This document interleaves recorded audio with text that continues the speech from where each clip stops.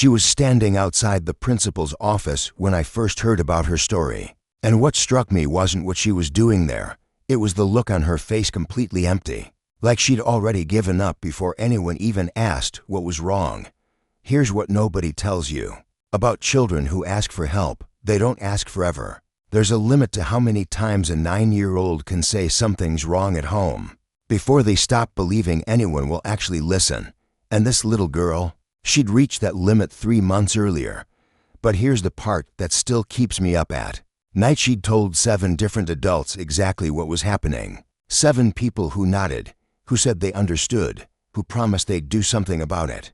And every single one of them let her walk back into that house. Let me tell you what happened when she asked for help the first time, because this is where everything starts to fall apart in a way that's going to make you angry. And it should make you angry, because what happened to this child happens every single day in towns just like yours. It was a Tuesday morning in September when she finally worked up the courage to tell her teacher. She'd practiced the words in her head for 2 weeks, trying to figure out how to explain that her mother hadn't left her bedroom in 6 days, that there was no food in the house except for a half-empty box of stale crackers, that she'd been wearing the same clothes for days, because she didn't know how to use the washing machine, and there was nobody to ask. Her teacher listened to every word, put a hand on her shoulder and told her she was so brave for speaking up, said that she was going to make sure the right people knew about this, that help was coming, that everything was going to be okay. The little girl believed her, because when you're 9 years old, and a trusted adult makes you a promise, you still believe that promises mean something. 2 weeks went by without a single phone call. Nobody came to check on her. Nobody knocked on her door. Nothing changed except that she'd used up all her courage telling someone who did absolutely nothing with that information. So she tried again, and then again. And each time, she got the same response: concern without action, sympathy without follow-through, promises that dissolved into silence. And here's what I need you to understand before we go any further. This isn't a story about one bad adult who failed a child. This is a story about an entire system of good people who cared just enough to listen, but not enough to act. And that difference between listening and acting is exactly what almost destroyed this little girl's life. So stay with me, because what happens next is going to show you exactly how a child can be screaming for help in a room full of adults and still end up completely alone. Her name was Maya, and before everything fell apart, she was exactly the kind of kid that teachers describe as sweet and no trouble at all. She lived in a modest neighborhood in Ohio, the kind of place where people still leave their porch lights on, and everyone waves when you drive by. Her house was a small 2-bedroom with blue shutters and a front yard that desperately needed mowing, sitting on a street where most families had lived for generations. If you drove past that house, you wouldn't see anything wrong. You'd see a normal home in a normal neighborhood, maybe a little rundown, maybe needing some care, but nothing that would make you stop and wonder if a child inside was slowly disappearing. But Maya was disappearing in the quietest and most devastating way possible. Not all at once, not in any way that would trigger immediate alarm, but slowly, like watching a photograph fade in the sun until you can barely make out what used to be there. Her mother's name was Rebecca, and 2 years earlier she'd been a completely different person. She worked as a receptionist at a dental office. She packed Maya's lunches with little notes tucked inside. She showed up to parent-teacher conferences and volunteered at the school book fair. She wasn't perfect, but she was present, and for a kid, that's everything. But then Rebecca lost her job during a round of layoffs that hit their small town hard. It wasn't dramatic. It wasn't her fault. It was just one of those things that happens when corporate decides to cut costs and real people become numbers on a spreadsheet. She told herself she'd find something else quickly, that it was just a temporary setback, that everything would be fine, except it wasn't fine, because the weeks turned into months and the rejection letters piled up and the savings account drained and the confidence she'd always carried started crumbling. And somewhere in the middle of all that financial stress and mounting pressure, something inside Rebecca just broke.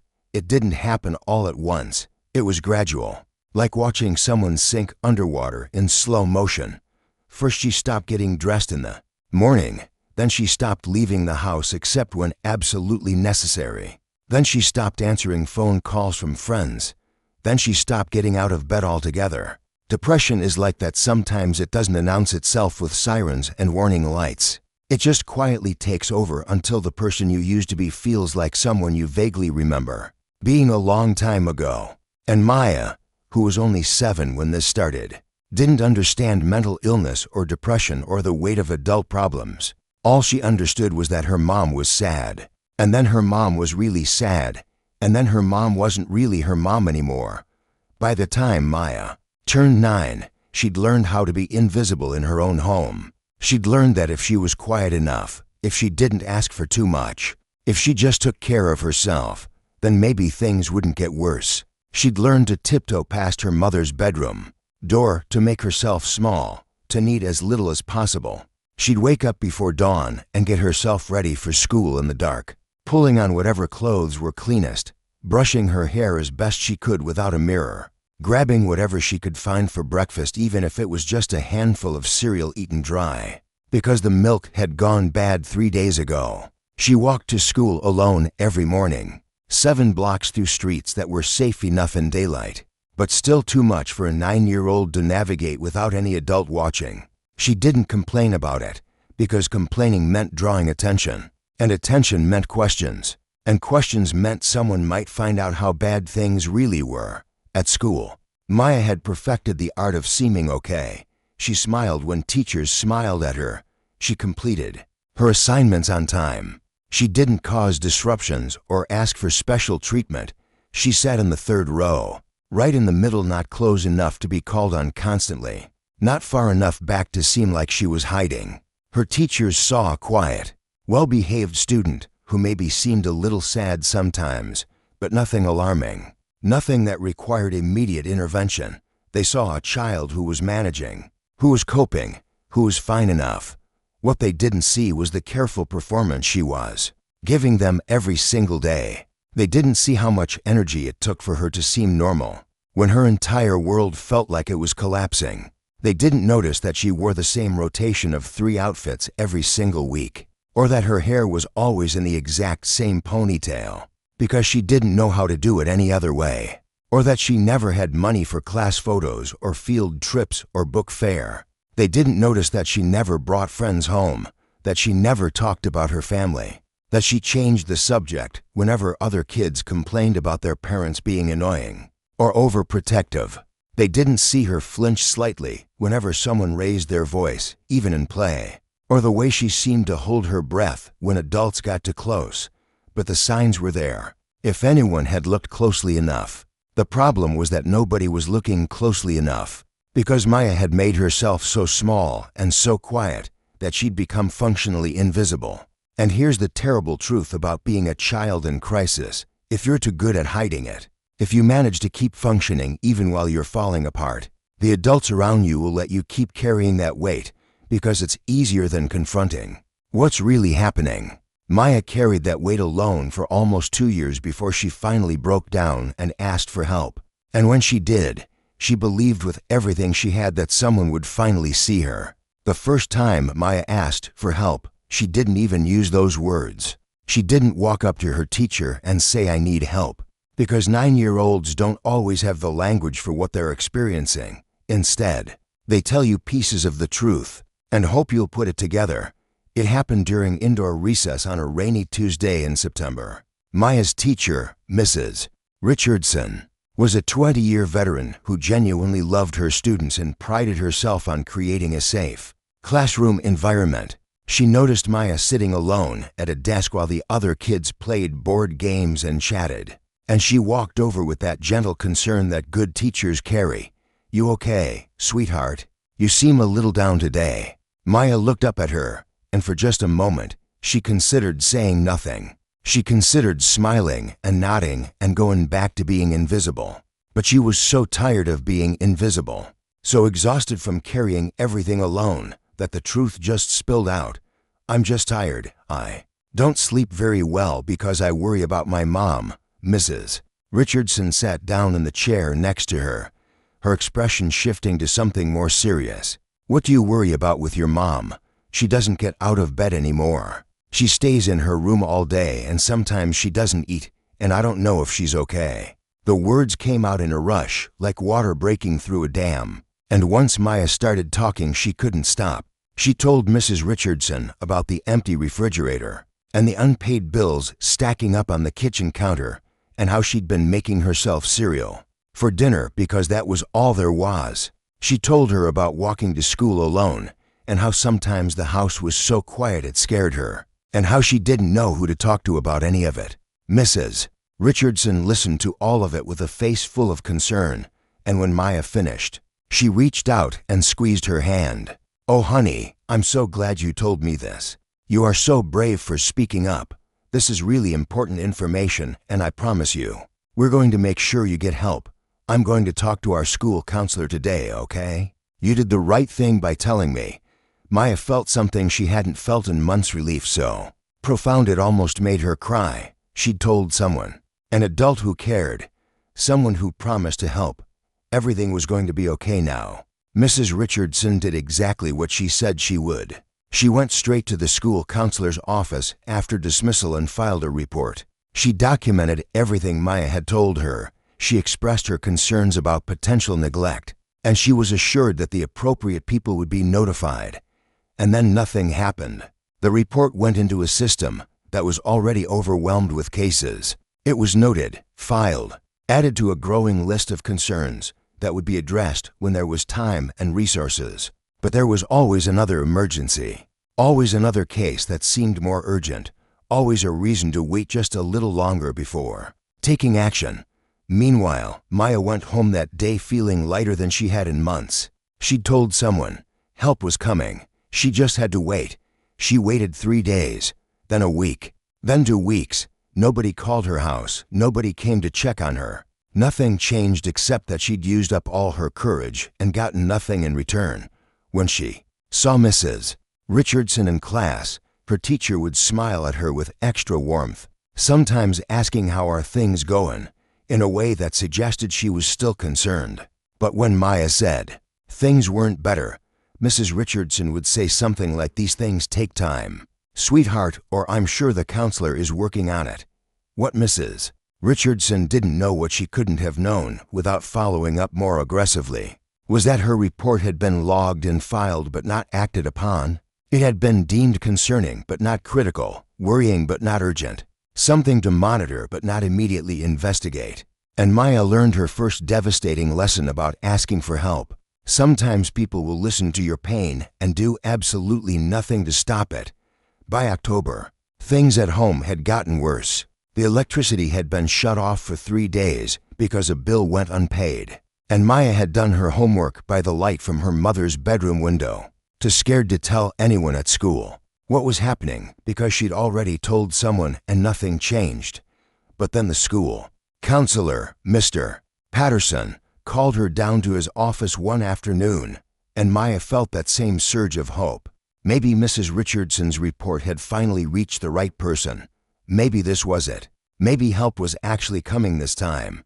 Mr. Patterson was in his mid-40s with kind eyes and a calm demeanor that immediately put students at ease. He had a reputation for being someone kids could trust, someone who actually listened. He gestured for Maya to sit down in the comfortable chair across from his desk. "So Maya, Mrs. Richardson mentioned she had a conversation with you a few weeks ago about some things happening at home. I wanted to check in and see how you're doing." Maya's heart was racing. This was it. This was someone who could actually do something. "It's gotten worse," she said quietly. "My mom still doesn't get out of bed. We don't have much food. The power was off for a few days and it was really cold at night." Mr. Patterson's expression grew more serious as he typed notes into his computer. "That must have been really scary for you. Have you talked to your mom about how you're feeling?" "She doesn't really talk anymore. She just sleeps." "I see. And is there anyone else in your life who helps take care of you? A dad or grandparents or other family members?" "No, my dad left before I was born. My mom doesn't talk to her family anymore." Mr. Patterson nodded slowly, clearly processing this information. "Okay. I want you to know that what you're telling me is really important, and I'm really glad you're being so honest with me. What I'm going to do is file a report with Child Protective Services. Do you know what that is? Maya shook her head. They're a group of people whose job is to make sure kids are safe and being taken care of. When I file this report, they'll look into your situation and make sure you and your mom get the help you need. When will they come? I'm not exactly sure. These things can take some time because they have to look into a lot of different cases, but they'll definitely follow up. How long does it usually take? It depends, sweetie. Could be a few weeks, could be a little longer, but I promise you, they take these reports very seriously. Maya left his office feeling confused. On one hand, someone official was being notified. On the other hand, it sounded like it might be weeks before anything actually happened. But Mr. Patterson seemed confident, seemed certain that filing this report was the right thing to do. So she tried to believe him. That afternoon, Mr. Patterson did file a formal report with CPS. He included all the details Maya had shared. He marked it as concerning, and he submitted it through the proper channels. He'd done his job exactly as he was trained to do it, but what he didn't do was follow up. He didn't call CPS a week later to check on the status. He didn't escalate when nobody came to investigate. He didn't push back against a system that was so backlogged that reports like Maya's could sit in a queue for months. He assumed that filing the report was enough, that the system would work the way it was supposed to work, that someone else would take it from there. 3 weeks went by, then 4, then 6. Nobody from CPS contacted Maya or her mother. Nobody came to the school asking questions. Nobody called to follow up. Maya started asking Mr. Patterson about it every time she saw him in the hallway. Did they call yet? Are they coming soon? Did you hear anything? And every time, he gave her the same answer. These things take time, Maya, but they're aware of your situation. Try not to worry. Try not to worry. As if worry was optional when you're 9 years old and responsible for yourself. Because your mother can't function, and nobody seems to care enough to actually do anything about it. By late November, Maya stopped asking Mr. Patterson about it. She could see in his eyes that he didn't know what to tell her anymore, and she was tired of hearing that things take time when time was the one thing she felt like she was running out of. There was a woman named Mrs. Chen who lived 3 doors down from Maya's house, and if you'd asked her, she would have told you she was a caring neighbor who looked out for the people on her street. She'd lived there for 18 years. She knew everyone's names, and she prided herself on being the kind of person who noticed things. And she did notice things. She noticed that Maya walked to school alone every morning. She noticed that the grass in Maya's yard hadn't been cut in months. She noticed that lights were rarely on in the house even at night. She noticed that she hadn't seen Maya's mother outside in what seemed like forever. One Saturday morning in early December, Mrs. Chen was getting her mail when she saw Maya sitting on her front steps, wearing a thin jacket even though it was barely 40 degrees outside. Something about the sight bothered her, enough that she walked over. "Hi there, sweetie. You're Maya, right?" Maya looked up, surprised that a neighbor was talking to her. "Yes, I'm Mrs. Chen. I live just down the street. You doing okay? You look cold." And maybe it was because she was desperate, or maybe it was because she couldn't keep it inside anymore. But Maya started talking. She told Mrs. Chen about her mom, about how there wasn't enough food, about how she didn't know what to do. She told her about telling people at school and how nobody came to help. She told her she was scared and didn't know who else to ask. Mrs. Chen's face shifted through several emotions: surprise, concern, discomfort. "Oh, honey, that sounds really difficult. Have you tried talking to your mom about how you're feeling? She doesn't really talk to me. She just stays in bed." "Well, sometimes adults go through hard times.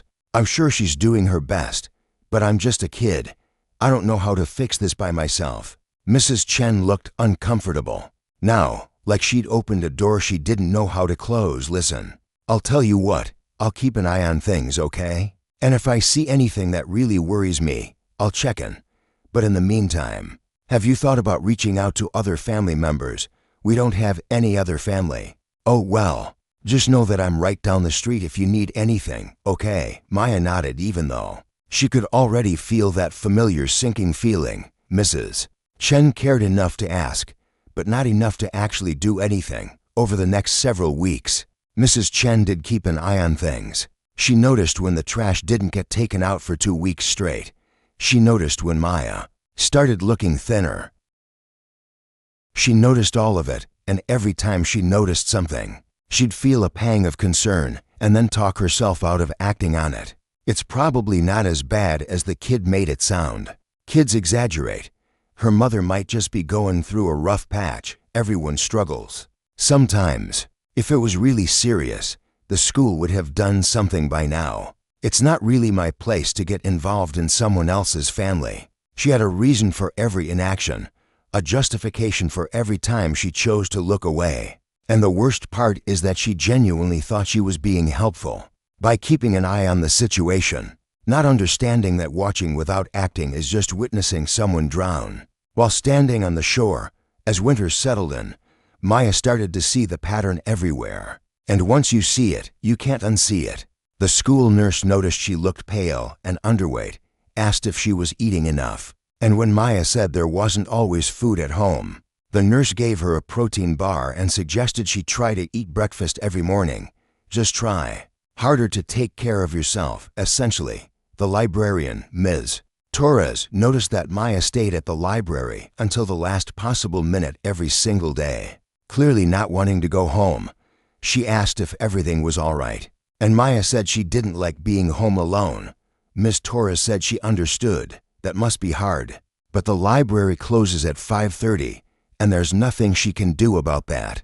A teacher's aide named Mr. Brooks noticed that Maya's clothes were getting too small for her. Her sleeves stopping well above her wrists, her pants hitting mid-shin. He mentioned it to Mrs. Richardson, suggesting maybe the family needed help with clothing. Mrs.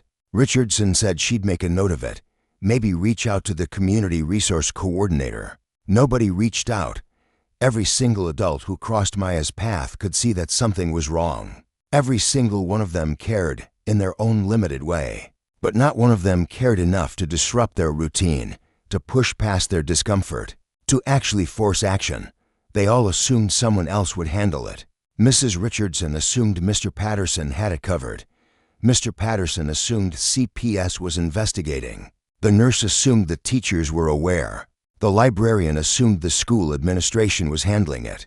Mrs. Chen assumed that if it was really serious, the school would have called someone. And Maya fell through every single crack in that system, invisible despite being seen, unhelped despite asking for help, abandoned despite being surrounded by adults who claimed to care. By the time Christmas break arrived, Maya had stopped expecting anything from anyone. She'd learned that "I'll make a note" means nothing, that we're looking into it is code for we're not actually doing anything, that these things take time really means you're not a priority. She'd learned that adults will do the absolute minimum required to ease their own conscience, and then convince themselves they've done enough. And she'd learned the most devastating lesson of all, that you can be drowning in a room full of people and still die alone, because caring without action is just another form of abandonment.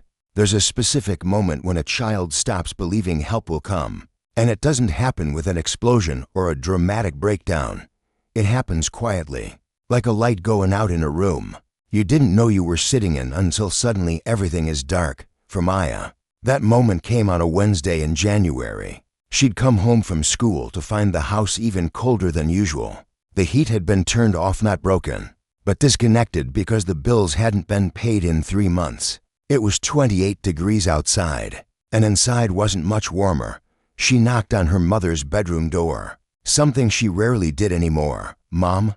Mom, it's really cold." No response. She opened the door.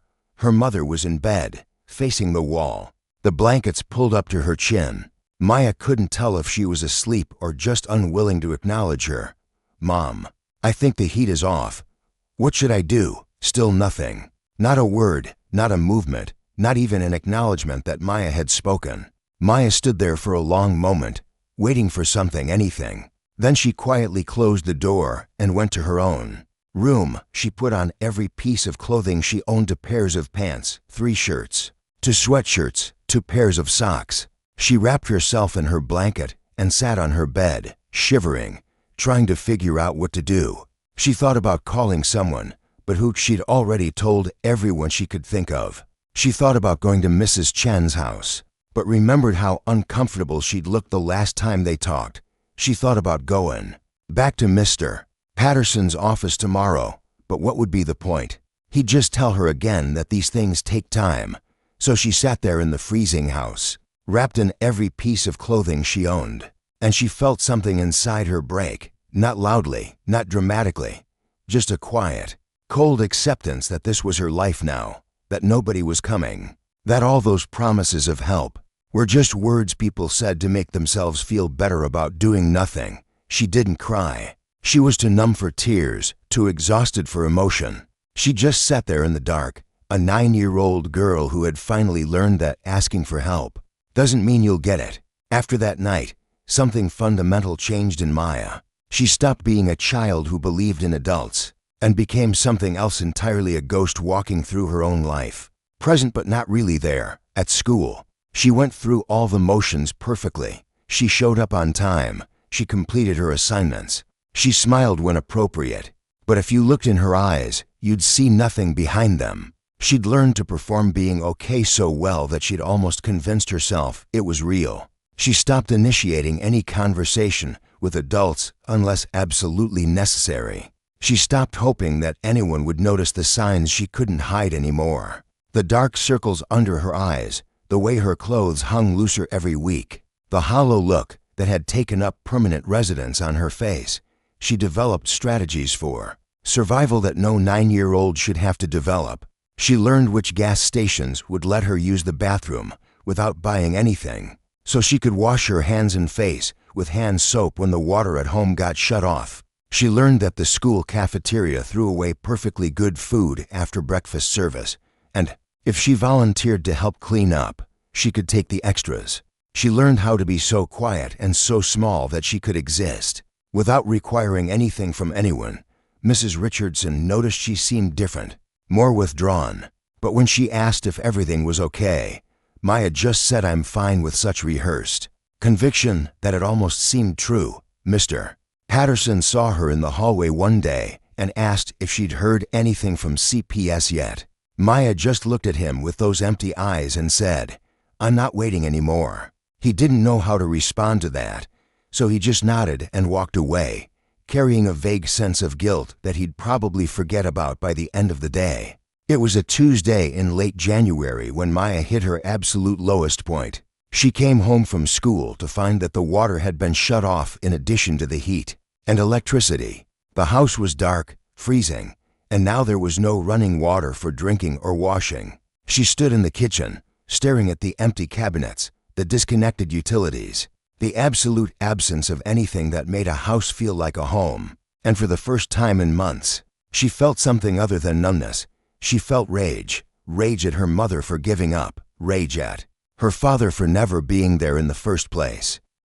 Rage at every single adult who had listened to her story and done nothing. Rage at Mrs. Richardson for her empty promises. Rage at Mr. Patterson for filing reports that went nowhere. Rage at Mrs. Chen for noticing everything and acting on nothing. Rage at a system that valued procedures over people, that prioritized paperwork over children, that let kids fall through cracks wide enough to swallow them whole. She wanted to scream. She wanted to break something. She wanted to make someone, anyone, understand what it felt like to ask for help over and over and receive nothing but sympathetic looks and useless promises. But instead, she just stood there in the dark, cold kitchen, feeling the rage burn through her and then fade back into that familiar numbness. Because what was the point of being angry when nobody cared enough to hear it? She walked to her room, lay down on her bed fully clothed, pulled her thin blanket over herself, and stared at the ceiling.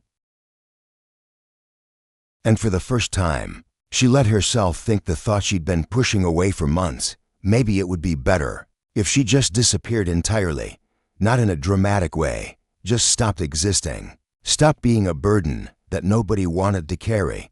Stopped being a problem that nobody wanted to solve. She didn't cry. She'd run out of tears weeks ago. She just lay there, a 9-year-old child who had learned that the world could watch you suffer and still choose to look away, who had discovered that even when you scream for help, sometimes nobody comes. And in that moment, she became exactly what the system had been treating her as all along: invisible, irrelevant, and completely alone. Mrs. Richardson got the flu in early February and had to take a week off from teaching. The school brought in a substitute teacher named Ms. Jennings, a woman in her late 20s who was relatively new to teaching but hadn't yet learned to ignore the things that veteran teachers had trained themselves not to see. On her second day with the class, Ms. Jennings noticed Maya during independent reading time. While the other kids were scattered around the room, chatting quietly as they read, Maya sat completely still at her desk, staring at the same page she'd been on for 15 minutes. Ms. Jennings walked over and crouched down next to her desk. "Hey there, how's the book?" Maya looked up, startled. "It's good. What's your name, Maya?" "I'm Ms. Jennings. Is everything okay? You seem a little distracted." And Maya, who had learned not to trust these questions, who had learned that "are you okay" was just something adults said before going back to their own lives, almost said "I'm fine" like she'd said 100 times before. But something in Ms. Jennings' eyes stopped her. Maybe it was because she was new and didn't have that tired, overwhelmed look the other teachers had. Maybe it was because she'd crouched down to Maya's level instead of standing over her. Maybe it was because Maya had absolutely nothing left to lose. "Can I ask you something?" Maya said quietly. "Of course. If I tell you something bad, will you actually do something about it? Or will you just say you're going to do something and then not do it?" Ms. Jennings' expression shifted immediately. "That's a really specific question. Has that happened to you before?" "Yes, a lot. I can't promise I have all the answers, but I can promise that if you tell me something that worries me, I won't just file it away and forget about it. I'll do everything in my power to help. Is that good enough?" Maya studied her face for a long moment. Then she made a decision. "I need help and nobody will help me, Ms." Jennings didn't smile reassuringly or pat her on the shoulder or say any of the empty platitudes Maya had heard before. She just said, "Tell me everything." So Maya did. She told her about her mother, about the house with no heat or water or electricity, about being hungry all the time, about the 7 different adults she'd told who'd all promised to help and then didn't. She told her about Mr. Patterson's report to CPS that apparently went nowhere, about Mrs. Richardson's concerns that led to nothing, about every single adult who had failed her. And as she talked, she watched Ms. Jennings' face carefully, waiting for that moment when the concern would fade into discomfort, when the promise to help would turn into "let me look into this." But that moment didn't come. Instead, when Maya finished talking, Ms. Jennings said, "Okay, here's what's going to happen. I'm going to call CPS right now, from this classroom while you're here. I'm going to stay on the phone with them until they commit to sending someone today, not tomorrow, not next week, today. And I'm going to follow you home after school to make sure someone actually shows up. Is that okay with you?" Maya couldn't speak. She just nodded. Ms. Jennings pulled out her cell phone, right there in the middle of class, and dialed the CPS hotline. She didn't wait until later, didn't tell Maya she'd handle it during her lunch break, didn't put it off at all. She called immediately while Maya sat at her desk, barely daring to believe this was actually happening. The phone call took 37 minutes. Ms. Jennings stood at the front of the classroom, speaking in a low but firm voice while her students did independent work, explaining Maya's situation to 3 different people, before finally getting transferred to someone who could actually make decisions. Maya watched her the entire time, watched her face shift from determined to frustrated to insistent, as she refused to accept any answer that involved delays or callbacks or "we'll look into it." "No, I need someone there today," Ms. Jennings said firmly. "This child has no heat, no running water, no electricity, and hasn't had a proper meal in I don't know how long. I'm not asking you to schedule something for next week. I'm telling you that if someone isn't at this child's home today, I will personally call every news station in this city and make sure they know that CPS was informed of a child living without basic utilities and chose not to act immediately." There was a long pause as she listened to the response. "That's what I thought. Yes, I'll send you the address right now. What time should I expect someone?" 3:30. "I'll be there to meet them." She hung up and looked at Maya. Someone's coming to your house at 3:30 this afternoon. I'm going to drive you home after school and wait there with you until they arrive, okay? Maya just stared at her, unable to process that this was actually happening. Is it really going to happen this time? She whispered. Yes. I'm not leaving you until I see someone walk through your door. For the first time in months, Maya felt something other than numbness or despair. She felt hope, and it was terrifying because hope could be taken away again. But Ms. Jennings kept her promise. At 3:15, she walked Maya out to her car. At 3:30, they were sitting on Maya's front steps when a CPS caseworker named Jennifer Martinez pulled up in a county vehicle. Ms. Jennings introduced herself, explained that she'd been the one to call, and made it absolutely clear that she wasn't leaving until she saw Jennifer actually go inside and assess the situation. Jennifer nodded with understanding, not irritation. You're a good advocate for this child.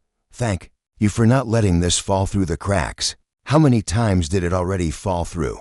Ms. Jennings asked pointedly. Jennifer looked down at her paperwork. According to my records, there have been 3 prior reports filed about this family over the past 4 months. I don't know why nobody followed up. I know why, Ms. Jennings said quietly. Because everyone assumed someone else would handle it.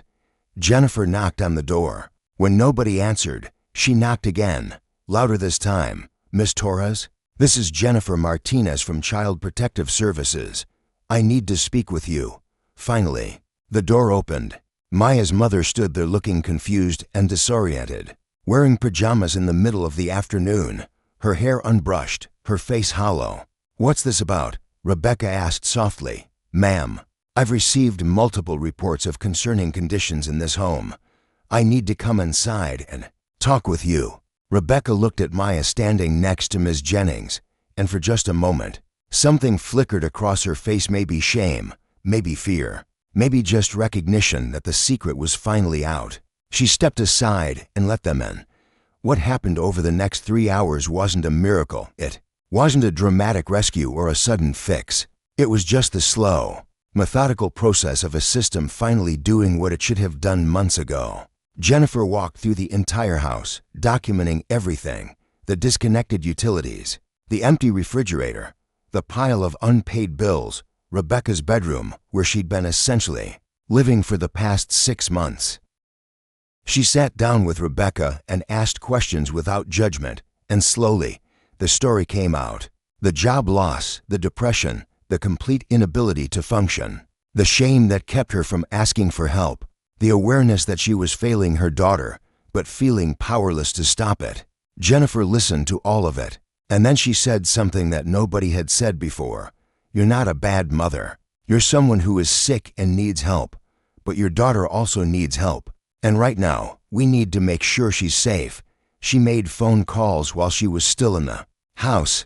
She got the utilities turned back on immediately through an emergency assistance program. She connected Rebecca with a crisis counselor who could start seeing her the next day. She arranged for a home health aide to check in daily. She signed Maya up for free lunch and breakfast at school. She connected them with a food bank and emergency financial assistance. She didn't promise that everything would be perfect. She didn't pretend this was a simple problem with a simple solution. But she created an actual, concrete plan with actual, concrete steps. And most importantly, she kept coming back. She didn't file a report and disappear. She checked in the next day, and the day after that, and the day after that.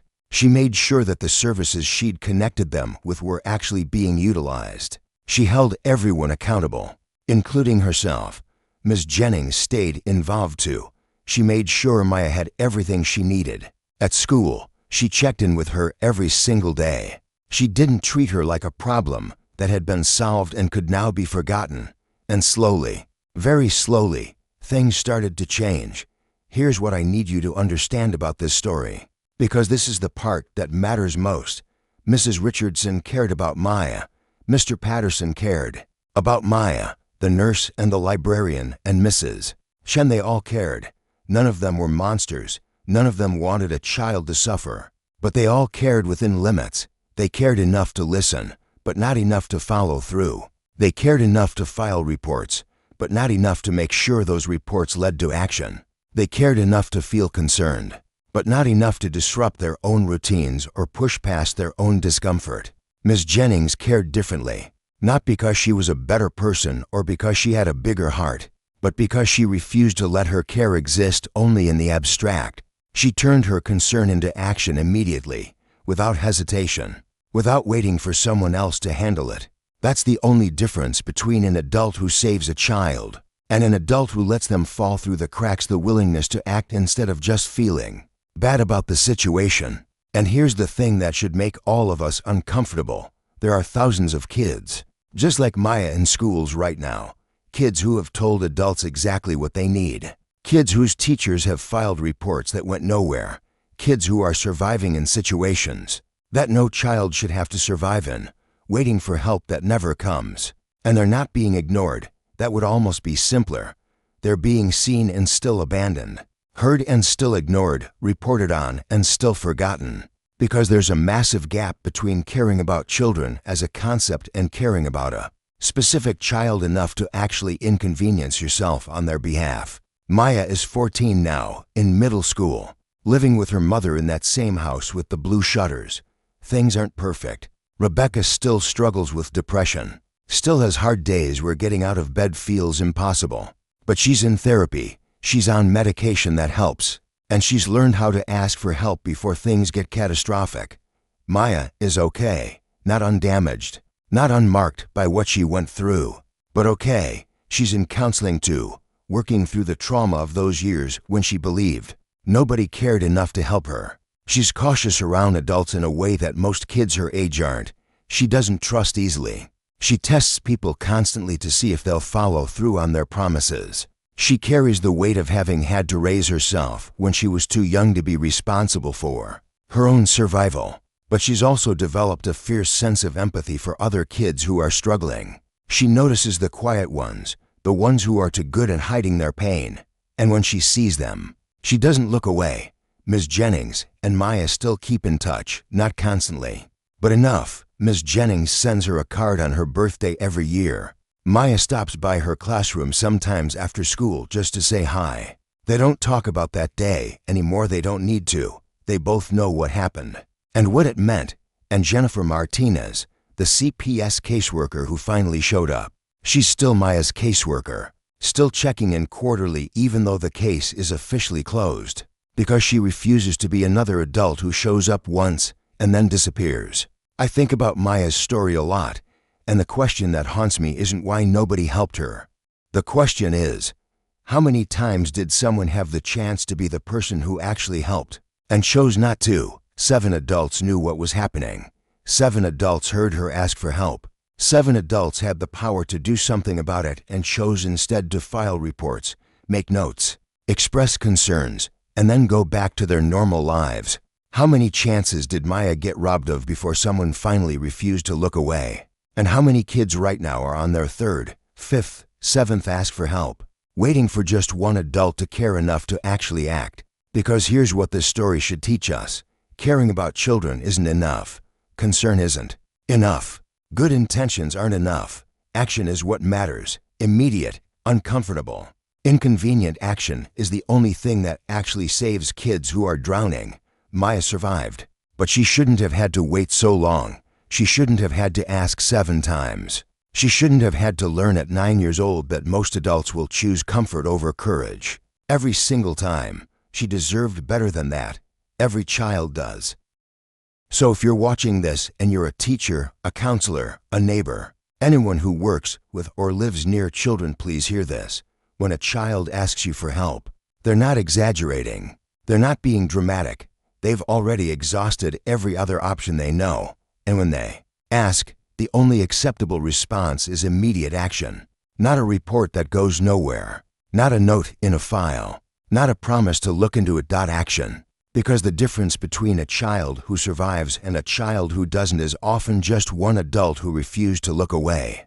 Maya was lucky enough to find that person, but she almost wasn't.